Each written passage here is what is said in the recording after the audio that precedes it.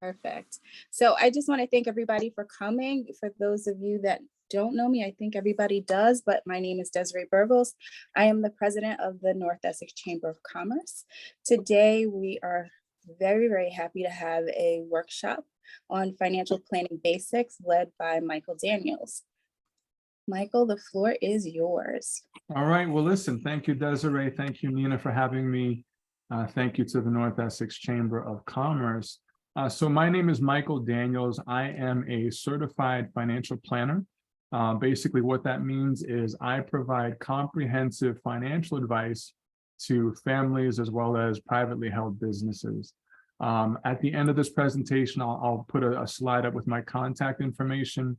Please feel free to lean on me. If you have any questions about anything financial, if I don't have the answer, I have relationships with subject matter experts like, attorneys, as well as accountants and mortgage brokers, et cetera, et cetera. So today we're going to have a conversation. This is not a lecture, okay? I just would love to engage with you guys. I'm going to bring up different slides. There'll be different financial topics. Today, we're going to skim the surface of what I describe as pretty much everything every household would consider. It doesn't necessarily mean you need to take action on everything, but I just wanted to give you information, different topics to consider. I will pause from time to time. Feel free to interrupt me. Hey, Michael, I raised my hand. I have a question for you about something you said or showed, and we can go from there. So without further ado, I'm going to dive in.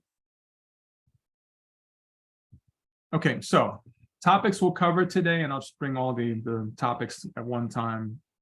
So we'll start with the simple exercise of what does it mean to set financial goals. We'll talk a little bit about budgeting, emergency funds. I call it the blind spot of a lot of financial plans. We'll skim the surface on insurance and credit. We'll talk about investing. We can talk tax strategies. Everyone's trying to minimize how much they pay in taxes. We'll get into retirement planning, best practices, as well as estate planning. Okay, so when it comes to goal setting, everyone's got different goals that they consider. Some people are considering reducing debt and getting student loans out of their lives forever. Some people are thinking about large purchases such as cars, vacation. Perhaps you're thinking about buying a home or a second home or a larger investment property. Perhaps you're looking to send loved ones to either private school or higher education. And most of us at some point want the financial independence to retire someday. So these are just examples, very popular, typical goals that we see in our practice. And so I'm just setting the stage, okay? If you're not familiar with the concept of SMART goals, really, and I'm not going to go into too much detail, but really the idea is a goal needs to be measurable, okay? So if I say I want to be rich someday, that is not a goal. There's no way to measure it. There's no timeline. There's no way to hold me accountable for what is rich. Is it $1 million? Is it $10 million? Is it $1 billion? So really what I'm advising is for all of you considering setting financial goals, first of all, keep it simple. And the less complicated it is, the more likely you are to achieve your goals. And then also make sure it's at least measurable and give it a timeline. I hope to be out of credit card debt by the end of 2024, or I hope to reach my retirement goal of 55 years old, 65 years old, whatever that may be. That way there's accountability and we can actually put together strategies to map you towards those goals. So budgeting, and it's kind of funny because part of the financial planning process includes I do an analysis of cash flow, okay? And so budgeting, another term being expense, worksheet expenses. This is usually the biggest aha moment for most households because most households make the money, pay the bills, perhaps save a bit into retirement savings and cash, rinse and repeat month after month, year after year go by, and we don't take a look at where our money is going, okay? So really the concept here is, let's take a look under the hood, all right? So income, it might be a traditional paycheck from an employer. You may own rental property, so that is considered income. Government benefits would be things like Social Security. Also, you can talk about pension. Interest would be if you have a savings account and you earn interest each year. Obviously, that's additional income, as well as investment income. You may have stocks, bonds, you may have funds, ETFs, mutual funds, and they tend to spit off income over time, okay? Then we subtract expenses. Your fixed expenses are going to be mortgage and or rent, groceries, transportation, things that you need day to day. Discretionary expenses would be the fun money, right? That could be vacation, that could be shopping, etc. And then the big question is, are we at a surplus? So I'm gonna go back to this screen here. Are we at a surplus or a deficit? Okay. Once we calculate income minus expenses, is there money left over? Are we flat? Is it zero? Or are we running at a deficit, meaning are we spending more money than we're bringing in? So I want to just remind you to be aware of that, okay? Emergency fund.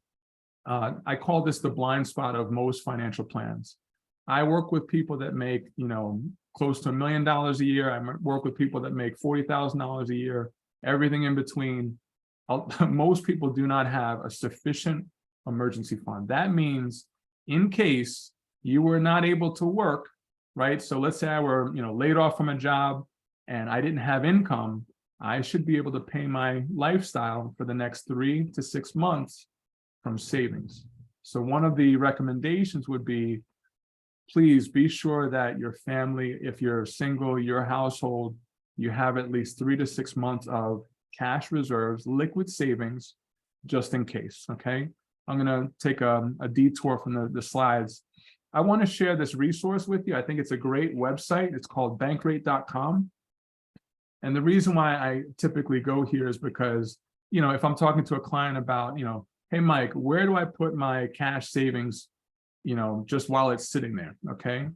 One of the answers is, and by the way, I don't represent Bankrate or anything, but I go there just to get an idea of what interest rates are. So check it out. For zero minimum balance, you can get 3.3% with an online savings account. These are just examples of banks that are offering these high yield saving account opportunities. Okay, so again, bankrate.com. And then another thing I wanted to share with you were, CD rates are pretty high. So 12-month, because interest rates are higher now, the Fed has been raising interest rates. So a 1-year CD, 4.15%. Who wouldn't want to get that, interest with no risk? Okay, and again, I don't represent Capital One Bankrate, but I wanted to share this information with you and share this resource. Again, this is bankrate.com.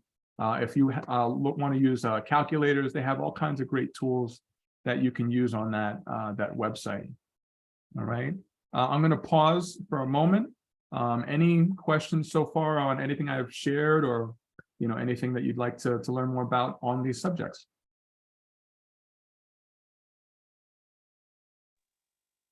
No question here, but I'm glad you brought up the emergency fund, because I keep an emergency fund like in a sub account, and it was very helpful quite a few times. And I didn't have to, I had this money that was set aside that I could just pull out for a very, very extreme situation. So that was good. And Bankrate, I've never seen that before. I like that you can kind of just look at all the interest rates in one place. So instead of going to each individual bank. So that was it's a great resource. And thanks for sharing that, Desiree. Another quick tip for you guys is I call it 3 buckets, all right? Short term, midterm, long term. Short term I define as 0 to 6 months, or 0 to 12 months, okay? That would be your emergency reserve, okay? Just in case the car, just in case the house, fill in the blank. Midterm I describe as 5 to 10 years. That might be kids' education.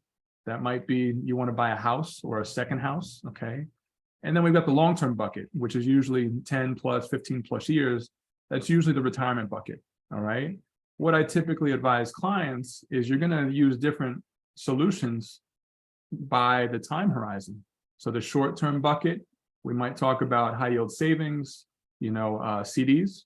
Midterm bucket, we might talk about a brokerage account where you invest in funds whether it be equity funds or fixed income funds, but we're trying to grow the money a little more aggressively than the short-term bucket. Finally, the long-term bucket, and we'll talk more about this later in the retirement conversation. That's where we're the most aggressive. That might be your most, most of your equity holdings. Okay. Risk management. Okay. So there are a number of different types of insurance. I'm not going to go through each type, but I'm going to walk through briefly because, again, I want you all to be aware of what you should be considering. Okay. Health insurance is obviously government mandated these days. So we know what that means. If I get sick, I can go to the doctor, and instead of paying everything out of pocket, I have a health insurance coverage so that, I supplement that, the cost with insurance money. Okay. Auto insurance also mandated by the government. We all know what auto insurance is. Highly recommend from time to time, shop it around. You may be surprised that, quality carriers offer a better rate. I know in New Jersey, there's a few, boutique shops that are brokerage houses, and they can shop for you. Okay. Life insurance, in case one is to pass away, they want to make sure that their loved ones or their household is financially secure in case they're no longer with us. Perhaps you want to leave a legacy. All right. You might want to, donate money to your favorite institution or your alma mater. Okay.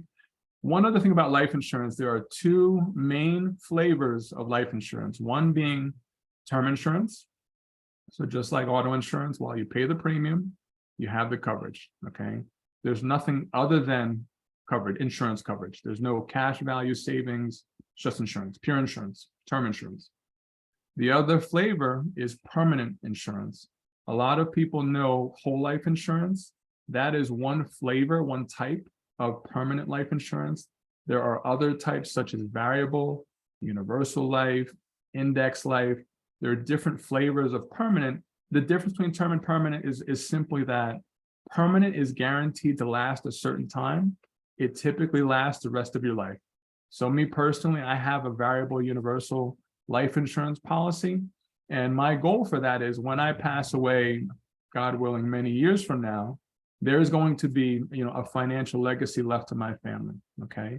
There are other ways to use life insurance. There's ways to save and invest within life insurance policies. We can have a more detailed conversation about that separately, but I wanted to give you that idea. Okay. Property insurance, you own a home. If the roof, leaks, hopefully it's covered by your insurance policy and it takes care of that. Now, here's another blind spot. I call this the blind spot of insurance, liability insurance. So what if you host a party, your friends come over, and your friend from out of town slips and falls in your kitchen? Your homeowners or your property insurance would not cover such a situation. That would be covered by a liability policy, which most people don't have. Okay. They're usually very inexpensive. Sometimes the coverage is like $1 million. I'll give you an example. What if a contractor comes to your house? And by the way, I have heard this story from, unfortunately, a peer of mine. He said a contractor came to his house, faked the slip and fall in his basement, turned around and sued him. Liability coverage would help protect you against that type of risk. So I wanted liability. Another term is umbrella insurance. Okay. That's another type of property coverage. It's the liability instead of the physical home. Disability insurance would be, let's say I'm ill for an extended period of time, 6+ months. My job, that benefit is exhausted. I want to make sure I have enough insurance money just in case if I'm injured or sick for an extended period of time. Disability provides benefits. Finally, long-term care insurance. I'm now 95 years old. I need help getting out of bed, cooking my meals, washing myself. They call those acts of daily living. There are technically 6 of them. Long-term care insurance, the concept is if I pay into a policy over time, by the time I'm 90, 95, or whenever I need the coverage or I need to cover expenses, this insurance policy covers those expenses. The average long-term care nursing home facility in the US costs almost $1,000 per year. Imagine if you need 2 or 3 years in a nursing home, you want to make sure that base is covered. So here's another quick pause. Any questions or, responses to the insurance information?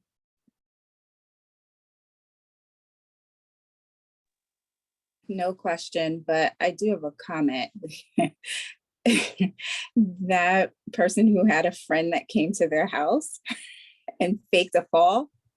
Oh my word.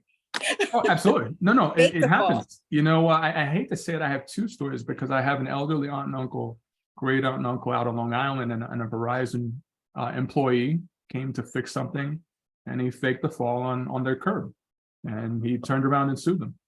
And so it happens. It's unfortunate. I'm not going to spend too much time on credit. I do want to remind everyone that really the two biggest factors when it comes to credit cards to be mindful is the balances, keeping balances on credit cards. The closer you get to the limit, the more negative impact it has on your credit score. All right. So you want to, if possible, pay off every month, one, to avoid interest. And then two, it really looks great on your credit report. The other major factor is paying on time. All right. So if possible, set up automatic payments. So every month you don't have to worry about, was I late? So balances and paying on time are huge. So that's really, all I wanted to talk about when it comes to credit, unless anyone has any questions. And also I recommend checking your credit report at least once a year. I use the Credit Karma app. And so, it alerts me, your score is updated, congrats, you're up 3 points. Or, hey, listen, it looks wrong, or there was something negative that came up. At least you're aware. So it's a free app, Credit Karma. You can go to the, I think it's annualcreditreport.com. There's a website. You can get your credit report for free every year. So highly recommend checking that out. I'm not going to go too much into debt. Really, at the end of the day, one of the things that I find clients don't do is be aware of the interest rates on their debts. So if you have credit cards, you might be paying a 29.99% interest rate on your credit card and not know it when you carry the balance over month to month. And so you may see this cute little number that says, oh, pay us $125 and we're good. You may not know that you're paying a really high interest rate. So when you look at your loan statements, whether it's a mortgage or your credit card, make sure you're aware of what the interest is and try and minimize that as much as possible, okay? All right, so investing. This is my wheelhouse, all right? Our team does wealth management, investment management. So one of the main questions I get early on is, Mike, is investing, is it saving? Is it speculating? It's actually a combination of both, okay? Based on history, we know what happens in markets when different things happen, when interest rates rise and fall, when inflation rises and fall, when the economy rises and falls. We have, we as professionals, institutions, we have a great idea of what's coming and what happens next.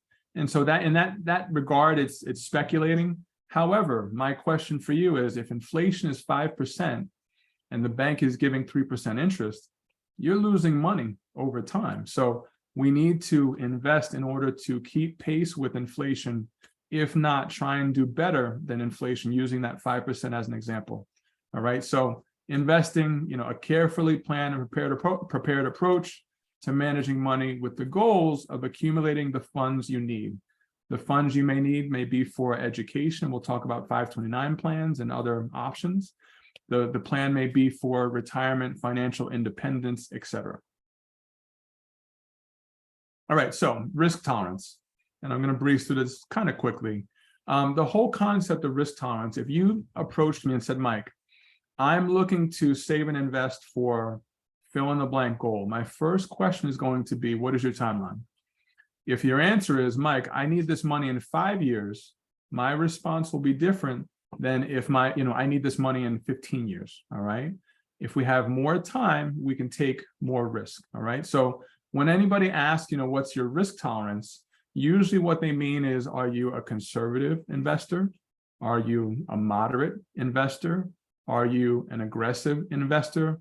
There are flavors in between, but generally those are the three, high level categories. Conservative typically means that your time horizon is shorter. So if I'm working with someone that is a few years out from retirement, their risk tolerance is usually lower then when I'm working with a millennial who's not retiring for 20 to 30 years, we can be more aggressive and have a higher risk tolerance. So whenever you hear the term risk tolerance or risk profile, it's really asking where you are on that spectrum.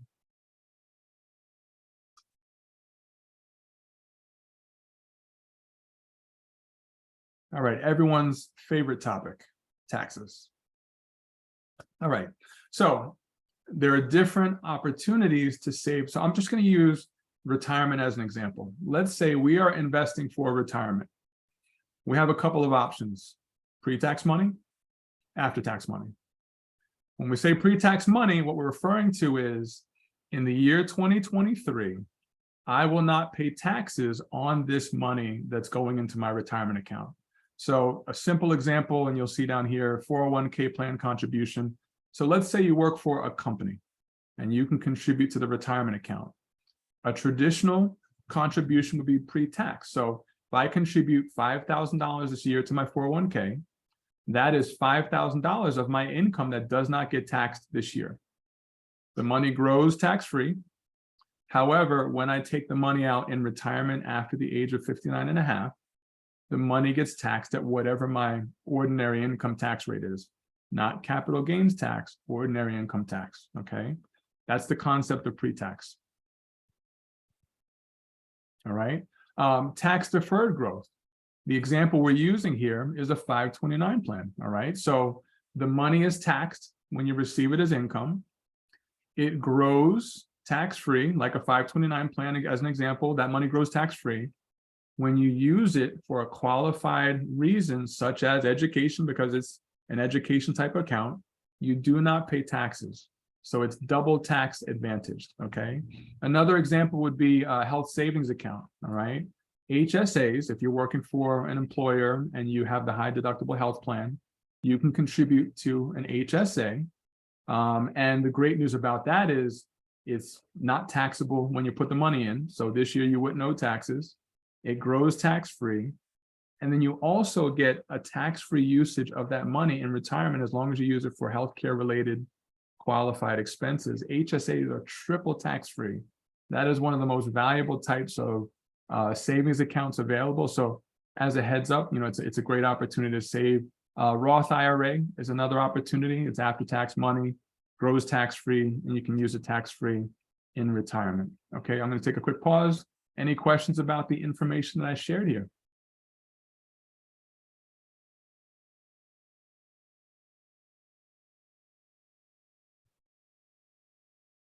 All right, so this is a great demonstration of, do we pay taxes now? Do we pay taxes later? So if I invested $10,000 per year, and each year it grew by 6%, and I had a tax rate of 28%, the orange line would be, let's say I contributed to my 401k, the money doesn't get taxed this year and it grows tax-free, I would grow to approximately 57,000 and some change, okay? If I paid taxes along the way, there's a significant difference in the growth. And so really this is the concept of, you know, do we save and invest pre-tax, after tax? This is an example demonstrating over time, you may be at an advantage saving pre-tax compared to after tax. And by the way, not in, you know, in the this presentation invitation, we talk about not one size fits all. So, you know, we would definitely have a more in-depth conversation before making decisions, but I wanted to just kind of demonstrate the difference between pre-tax and after-tax savings. 529 plans, if you live in New York, if you live in New Jersey, if you live in Pennsylvania, you can get a tax deduction for making contributions to a 529 plan. So the beautiful thing of a 529 plan is it's very similar to a Roth IRA. You take after-tax money, so you paid your taxes on the money already. If you contributed to a 529 plan, the money grows tax-free. You can be as aggressive or conservative as you choose to, okay? And then when you use the money for qualified expenses, usually tuition, books, room and board, there's a list that you can find of qualified expenses. You would not owe any taxes on that money. So if I put $5,000 into a 529 plan, it grows to $10,000. I now have a $10,000 bucket of money I can use for higher education and not be taxed on that money as long as I use it for a qualified expense. Another update on 529 plans. About 4 or 5 years ago, one of the tax law updates, you can now use 529 plan money for private schools. So elementary school, middle school, high school, per child, you can use up to $10,000 per year of 529 plan money for private school. It doesn't have to be higher education. So I wanted to share that with you. So kind of a quick summary. In Jersey, if you're here in New Jersey, you can deduct 529 plan contributions up to I want to say up to $10,000 per year, okay? And then also you're able to use it for K through 12, not just for college. One other strategy that we use with our clients when it comes to saving for higher education, we may use a combination of 529 plan and a taxable brokerage account. The reason we do that is 529 plan, as you can imagine, it is dedicated to higher education. Brokerage account is flexible, okay? I can use it for whatever I choose. So maybe we split the money between the two. That way, if your child decides not to pursue higher education and maybe they start a business instead or join your business instead, what if they get scholarship money and they don't need the 529 plan money? That's where the brokerage, you can kind of hedge your bet, take advantage of the tax savings with 529, and then you have the brokerage. What if you decide to buy them a car, you know, to go to college? You can use brokerage money for that. You can't use 529 plan money for that. So you may want to diversify the types of accounts you use to save for higher education. That's it for now on higher ed. By the way, the cost of higher ed is astronomical. So, you know, my condolences to any of you considering paying for your kids' higher education. Now the fun part. So now that we got education and for the kids out of the way, we'll talk about retirement. These are, you know, 3 very important questions to ask about retirement. Number 1, what kind of retirement do you want? Okay, does it mean you never earn another dollar again and you travel and relax and enjoy, you know, your retirement years, your grandkids, all that good stuff? Or would you perhaps work part-time, earn some income? Maybe you volunteer? Who knows? Okay, so that is something that you should consider when you're putting together your comprehensive financial plan. Another thought to that is, and we'll start digging into, so again, financial independence, hobbies, you know, sometimes expenses go up in retirement. And so I don't want you to think, you know, just because you're spending X amount of dollars today, that it's going to definitely be lower in retirement. So something to consider. When do you want to retire is a very important question. So imagine this, if I retire at 55 versus 65, that's a big difference in how much I need to save for retirement, because that's 10 years of lost earnings, as well as 10 years of spending more money, right? If I'm retiring at 55, I'm going to spend 10 more years than if I retire at 65. So that's a huge consideration when you're putting together your retirement plan, okay? Social Security, as is, you could begin receiving benefits at age 62.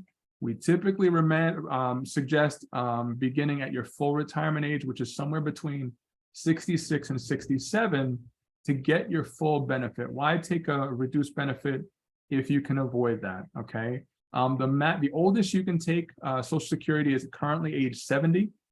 The reason why I bring that up is between 62 and 70, each year, your Social Security benefit rises by approximately 8%. Each year you postpone your payments, you get a bigger paycheck. Remember, this is for life. We want to make sure that everyone gets, the most money they can out of their benefits they're entitled to.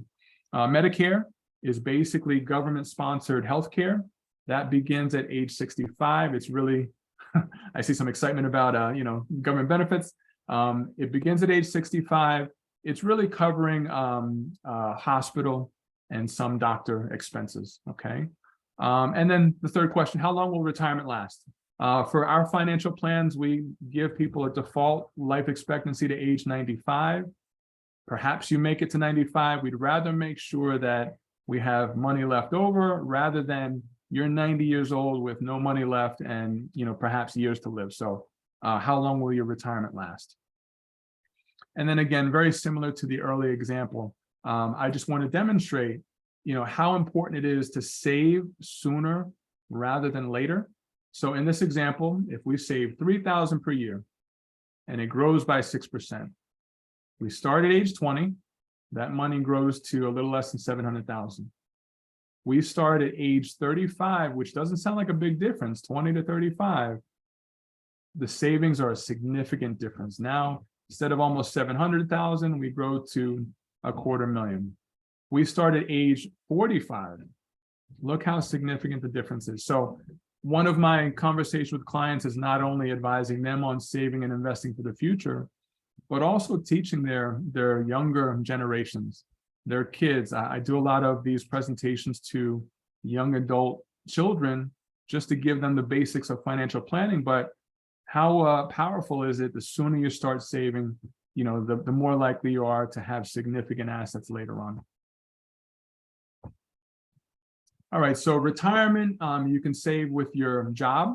Those are typically 401ks, 403bs, 457s.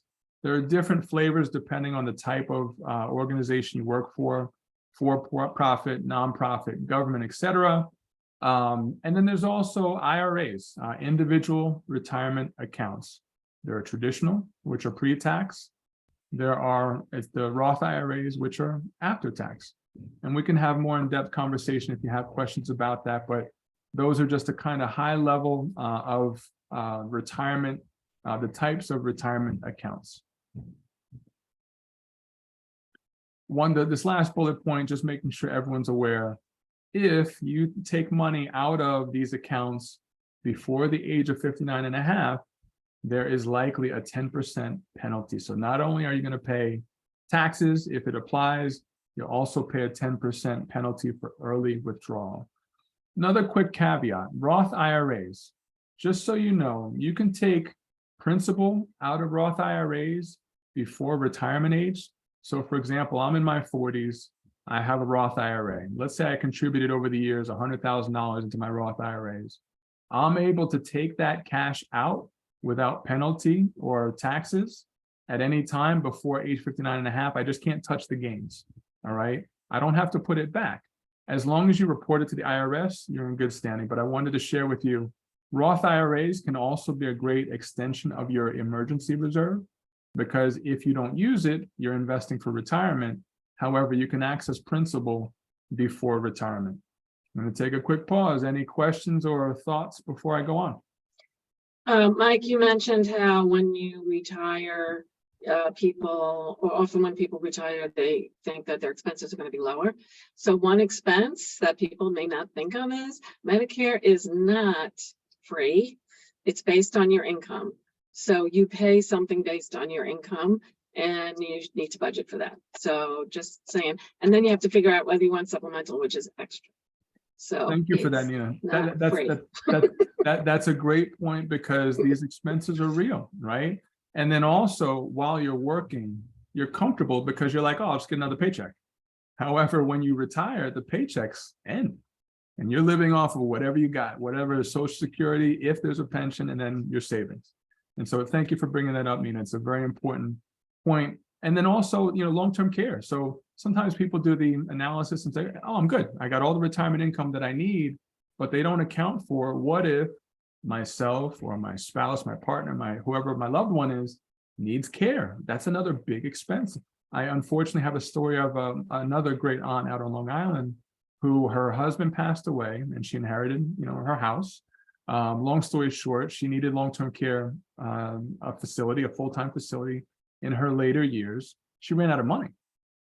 And so what ended up happening was she went to what's called a Medicaid facility, which is government sponsored. By the way, you don't dictate where that bed is. So if I live in Jersey and the closest bed is in Pennsylvania, guess where I'm going? And it might not be the nicest of facilities. So you want to be ahead of that. Okay. And then this is the last section, and then I'll wrap it up, and you guys can ask any questions you have about finance. So estate planning. Okay. I am not an attorney, but when we do financial plans for our clients, we talk about estate planning needs. Okay. So think of it as there are different scenarios. One may be, let's say that I am sick or injured I'm still alive, but I cannot make decisions on my behalf. A type of document that would address that is called a power of attorney. Let's say I want to make sure that my wife can walk into the bank and take money out and pay my bills while I'm in the hospital. Without the power of attorney, she would not have that right. Just because we're married doesn't mean that she can walk in and do business on my behalf, okay? So I want to make sure everyone considers these different flavors of estate planning documents. This term here, intestacy, basically it means if a person were to pass away without a will, that is the term, okay? That's the legal term. When you pass away without a will, the state of New Jersey, if you live in New Jersey, or the state of Florida, if you live in Florida, is going to dictate what happens to your things. Now, retirement accounts, sometimes bank accounts have beneficiaries on them, so that would not go through the court system. However, if you own property or a car or have any kind of possession, the government's going to dictate who gets it and who gets how much. And the government is going to they're going to charge a fee out of your estate for doing the work on your behalf. So really the recommendation is to work with a qualified estate planning attorney to draft estate planning documents. All right, because, you know, as I mentioned, we have no idea. I mean, COVID, unfortunately, was the alarm, right? All of a sudden, people were ill. 50-year-olds, 30-year-olds, didn't matter, you know, because we usually think about incapacity when you're old, but it could have, or what if you're in a car accident and you're in the hospital? You want to be able to continue your financial life. Also, who would you want making healthcare decisions on your behalf? All right. So powers of attorney can dictate health and financial decisions. Last will and testament is what would happen, you know, what would you want to happen in case you were to pass away? And then we have trusts and estates. There's all kinds of different flavors of solutions when it comes to estate planning. So we want to make sure that, you know, you have everything figured out before an incident happens, okay? Typically, we recommend working with a qualified estate planning attorney, a trusted estate attorney, not just any old attorney, but that flavor of attorney. This is what they do, and they can guide you. Also, I have a document here. If you're interested, this is called the family love letter, okay? The reason why I bring this up and we share this with our clients is it's a great tool. I call this the paper trail. So if I wanted my wife to know, here's where my accounts are, and my financial advisor is this person, my accountant is this person, my lawyer is this person, you know, this is what I want you to do with my golf clubs, my car. This is a great starting place. Who do you want, you know, to speak at your funeral? Where's the secret security, security box, right? So that's what this is. It's a paper trail. So this is, you know, it's not a product. It's not related to any particular financial institution. But if you're interested in this, you know, please give me a shout. But I think it's a great tool. It's called the Family Love Letter. All right. And with that, I'm really going to wrap it up. You know, I'm not going to go into too much detail about, you know, if you die without a will. Again, the government decides who gets what.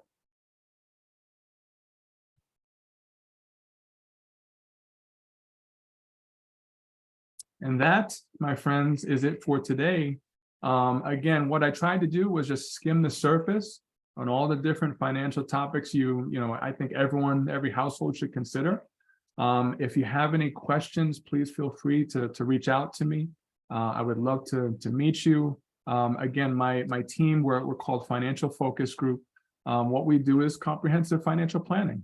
If you want to make sure that you're on target for whatever your financial goals are, or address whatever concerns you have, that's what we do on a full-time basis. So my office is based in Jersey City.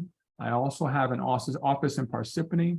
I live in Montclair, and I actually do most of my meetings like this. Most of my meetings have been web, since the pandemic, web meetings. So I am available to you. I offer complimentary sessions. So please let me know if you'd like to speak. I also, I'm a speaker. And so if you would like to share this presentation with loved ones or, coordinate a small group, let me know. And I'm happy to do a presentation like this one. So with that, I open up the floor for any questions or comments or thoughts or stories, golden nuggets of wisdom.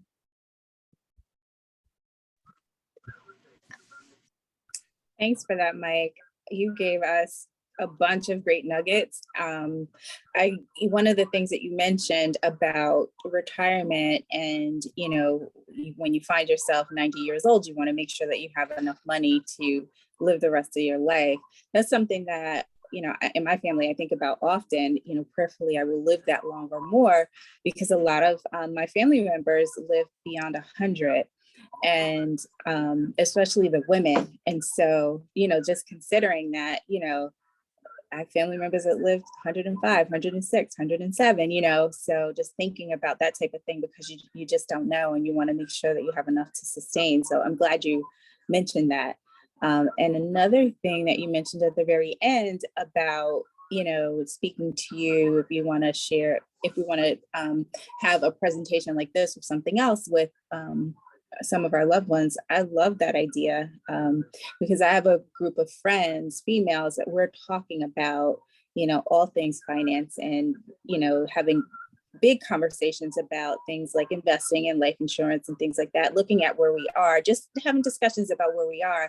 And it would be nice to have a professional in our group that really knew, not in the group, but you know what I mean, like to come and just, expand our knowledge and get us right. So, and that's the thing. I mean, I appreciate that, Desiree. I think about, most people wouldn't do their own hair, right? They would go to, a salon or a barber, because they're a professional at what they do. A lot of the times when families come to me, they do a great job. They have some great things in place, but sometimes there are blind spots. And so to me, I recommend to everybody to at least consult with a professional. To me, the big three, right? A financial, an estate planning, and an accountant or a tax professional, because things change. I have another, I'm going to take another quick detour, and I'll let you guys go. Another update I wanted to share with you. So, literally within the last, 30 days, this went into law, right? Secure 2.0 Act, all right? So there are some changes, all right? So as of this year, RMDs, the requirement minimum, went from 72 to 73. And it's going to up to age 75 by the year 2033. All right. The amount that you can contribute to retirement accounts, IRAs, that increased. Another thing about 529 plans, if you saved over time and you don't need the money for higher education, this new law is now allowing people to roll it over to their own retirement account without penalty. All right. So there are a lot, this is not in effect yet, starting 2024. If you're an employer and you have a, sponsor 401k plan, there are some changes. So, again, working with a professional, my job is to stay on top of everything, whether it's law changes or, market changes, economy changes. And then I'm going to, give you summaries and things to consider. And then your household, your family, you can make your own decisions. Thank you. Is there anybody in the group that has any questions for Mike? I know he just flooded us with a ton of insightful information. I feel like there's so much more for me to sit down and think about. But if you don't have questions now and you find that you have questions later, Mike put his information on the screen, so please do reach out to him and chop it up a little bit further. But if you don't have any questions or anything you'd like to share, I want to thank you, Mike, for coming here today and sharing this knowledge with us. And we hope that we can invite you back again. It's my pleasure. And by the way, Desiree, I have different presentations. I've got investment basics. I've got retirement income basics. So whatever topics people are interested in, I'm happy to present again and, again, share updates. We would love it. So we'll definitely talk. But I would like to just say something. So first of all, I'm sorry that I came in so late because I had all of a sudden a referral from somebody and I had to do that. But I'm sorry, I missed half, 3/4 of what Mike had to say. But I loved your idea, Desiree. I mean, I'm going to see if maybe we have about 15 people in our office. And I think, maybe having a talk for our staff would be a great a great piece of information. Good idea. So I'm going to talk to them about something like that. And Randy, you and I are friends, so Right. you can reach out to me. What I love about that is, I call myself an educator first and foremost. I'm not necessarily trying to sell anybody anything. I'm just, I just want to help people because there are so many pitfalls. I can't describe to you guys, people spending. I had a conversation over lunch earlier today. Mike, how does somebody make $500,000 a year and be in debt? It boggles the mind. And then meanwhile, I have a young lady who's in her 30s, and I worked with her for 5 years, and she's already a millionaire. And it's kind of a cool story because she did that FIRE approach, right? So she saved, as much as she could over time. And, she's already, before 40, she's got her first million. So those stories really, really get me juiced up. If you haven't noticed, I really enjoy helping people. So I'm here for you. Thank you. You can make me a multimillionaire anytime, Mike. Hey, Desiree, it's on the agenda. It's on the agenda. Let's go. But thank you so much. I really appreciate it. Before we go, I do want to mention that for the North Essex Chamber of Commerce, we do have an event coming up on February 1st, and I hope that all of you can attend. It's going to be at the DoubleTree. And it starts at 5:30. We are going to have food. Registration is available on the Chamber's website. Don't test me on knowing what the exact link is to it, but you can easily find it on the Chamber's website, either by going to the calendar on the website or going to our events. But would love to see you there. I would love it if you bring a friend. It would be fantastic. But if you don't bring a friend or if you don't bring a colleague, definitely do join us. We'd love it. Oh, look, Mike is so on it. Yes. Imposter syndrome is our keynote. So our keynote is going to be talking about defeating imposter syndrome. And it's one of the ways that we thought, one of the topics that we thought would be great to start out the year. Imposter syndrome can come in many different ways, in many different forms. And for some people, it handicaps them. And so, just trying to find different ways that you can actually defeat imposter syndrome so that you can go forward and attain your goals. Oftentimes, imposter syndrome shows up in ways of making you believe that you are not worthy or you don't qualify when you have done all of the things that you need to do to qualify, or you're worthy, or you can actually do the thing. So, not only for topic, but also for networking, also for food and fun, also because I want to see you. Please do come. We'd love it. But right in Fairfield, DoubleTree, 5:30 registration. You see it on the screen right there. Love to see you. And if there are no other questions that are beaming, then I will say goodbye for now, or see you later. And we will end this session today. All right. Thanks, Mike. It's Thank you, pleasure. Mike. Thank you, Thank everybody, you, for the everybody. opportunity. Take care. Bye-bye. Bye, everyone.